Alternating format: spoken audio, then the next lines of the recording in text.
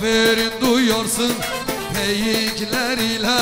yaramı sarsınlar şehitler ile 40 yılda da gezdim geyikler ile dost senin derdinden ben yana yana Haydar haydar haydar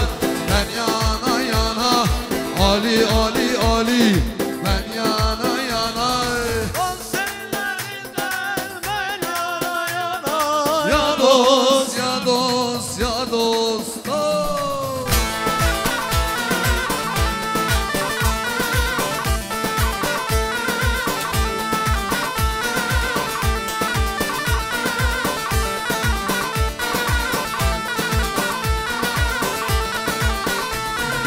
Abdülpir Sultan'ım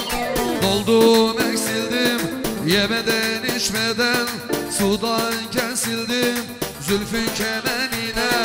kondum asıldım Dost senin derdinden ben yana yana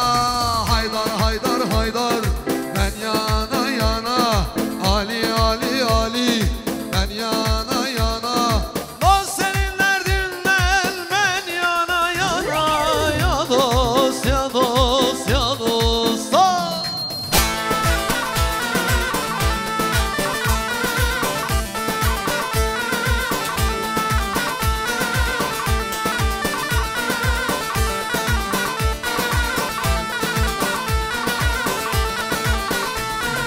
Abdülpir Sultan'ım